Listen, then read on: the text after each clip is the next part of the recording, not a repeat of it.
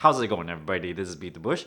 I got about 5 or 6 comments on my last video asking how I was able to stay in New York City for only about $40 a night. So in this video, I'm going to show you the exact process I went to in order to find these really cheap places to stay. Okay, first go on Airbnb.com, and this is my account. I'm just going to use New York as an example because I just went there. New York. And then let's say I want to stay there between the 3rd and the 6th. Just put in whatever dates that you want to stay there. And then on the right over here, you see the map. I kind of know the Manhattan area a little bit. So if I zoom in over here, I know I should not stay around this Harlem area because I stayed there for a couple of nights before and I did not feel safe. So when looking for a cheap place to stay, it's most likely going to gravitate you towards the shadier areas of town. But sometimes it might be cheaper and it might be reasonable to stay still. So in the New York area, I know you can stay over here in Journal Square area or Newport area because there's this train called the Path that goes straight into Lower Manhattan over here, and it connects just fine, except you still need to pay about $2.75 each way. So this is going to increase your average nightly cost by about $5.50. So if I go over here and just zoom in and then kind of change the price so that, let's say it's between $10 and $40. And then you can see there's still a few places that pops up. Just looking at the cheapest one over here, and you might want to do something like more filters and, add whatever things that you require, such as, a kitchen. Do you really need a kitchen? How many beds do you want, etc. I definitely want at least one bed because I want something to stay in. The type of place, sometimes I find out personally that I really dislike having roommates. I don't like to stay in a bedroom with like 10 other people, which I've done before. Sometimes it's okay, sometimes it's not.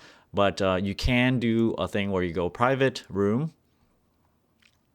And then you can see, oh, okay, this is $25 a night. Okay, let me click on this one. And we can check out, what the place looks like. Okay, there's 2 beds. I actually stayed at this place already. I think it's a different bedroom of the same place. So this is an actual place I stayed at already. So $25 a night. You'll notice there's a cleaning fee, which sometimes the host adds in, sometimes they don't. So you really have to look at the final price over here. Service fee is the Airbnb service fee that they always have. Occupancy tax and fees. So, you just add everything up. By the time you're done, this is actually $35 a night, and then you can reserve it over here. Let me go back and look at another place in this area. So another place I kind of stayed at before is the Brooklyn area, and I see that there's like another $38 here. Let's go check this place out. $38 a night. 2 guests, 1 bedroom, 1 bath. You definitely want to look at some of the pictures just to see, if it looks comfortable. Over here is $115. Cleaning fee. Wow. See, this is what I'm talking about. Sometimes they really increase the cleaning fee. So by the time you pay for everything, the total cost is a lot more, $209 just for 3 nights. So this is close to $66, a lot more than the previous place that we looked at. Check out this place here that we just looked at. There's a discount. You get $23 a night. So, let's zoom in over there and look at it again. This $181 for 7 days turns out to be roughly $26 a night. After all the taxes and cleaning fees. So sometimes you want to play around with how far in advance you can get the Airbnb. Sometimes it's cheaper if you reserve a little bit further in advance, but not too much in advance. Sometimes you also get a price break for a certain number of days. This just all depends on how the host arranged their pricing. So like I said before, if you go back over here, you really want to know which area that you're actually staying in. Sometimes, if it's your first time staying in a certain area, you don't really know how good that area is. So you might want to do some research, ask people that live there that you know of before you stay somewhere like what I did in Harlem over here, which, was frankly a little bit scary for me because I got off the subway and then I'm like kind of trying to hide my valuables and things like that.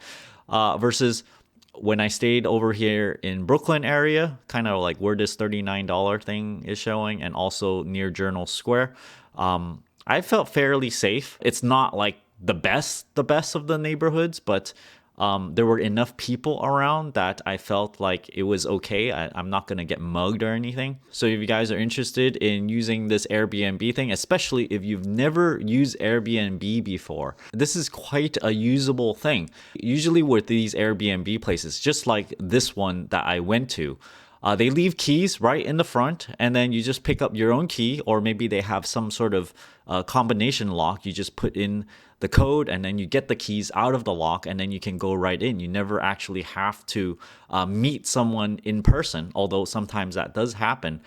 Which makes things a lot easier whenever you arrive at the place very late at night. So that's how I got my place of stay for only $40 a night. Now here's something interesting about going to Thailand. So this is some place that I plan to go to soon. So let's go to Bangkok.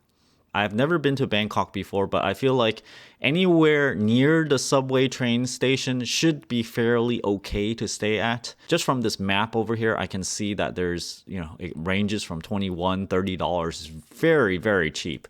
So if I go the price and then I just kind of like look at the low end stuff, maybe less than $20, okay? This is crazy low. $20 a night, which means every month you only have to pay like $600 to stay at fairly good places. So right here, I see like a place for $13 already. Let's just say I want my entire place and see if that still shows up. Yeah, that place still shows up. And if I kind of zoom in into it, I see that it's right next to the Limphini metro station, and the walk seems not that bad. So, this is only $13. Okay, let's take a look at that. It's a super host.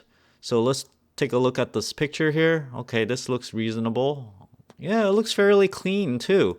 But looks can be deceiving sometimes because even though if it looks clean here, some people might have stayed in it for like many, many months and stuff, and then it ends up not being clean at all. So sometimes you have to look at these things and kind of know that these are pictures only. I mean, this looks like a reasonable place to stay for me.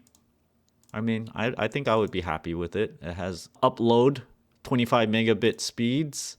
Let's check out just 3 nights. So I see that it's $13 a night, but then you can see like it's fairly well booked already. In November, December, so you gotta book pretty early if you want to get it for this cheap. Let's just say, I happen to want to stay in November 18th to 20th, right? You also want to look at the host reviews, 275 reviews, 4.73 stars. So people probably like this because it's really, really cheap. The nights I picked, it kind of showed $18 a night. I don't know why. This one's a little weird because if you stay one night, it's $13 a night. But if I go, okay, I want to stay 2 nights, then it suddenly becomes $19 a night. And then if I stay 2 nights on the next week, it's $18. So I just want to point out that there's all these nuances with Airbnb. Sometimes they price them like kind of weird. Certain nights are cheaper than other nights. So my recommendation is whenever you have a specific place in mind, you really just want to fiddle around with the dates, and if you're flexible, you can try to get the cheapest per night. Thanks for watching, everybody. If you guys are interested, check out my Airbnb affiliate link down in the video description below. Using my link, you can get $40 off of your first stay, and this is a little bit more than 1 night worth of stay in New York City. And as always, don't forget to give me a like, comment down below. Let me know if this little tutorial helps you out. Push that subscribe button and ring that bell icon. Thanks for watching.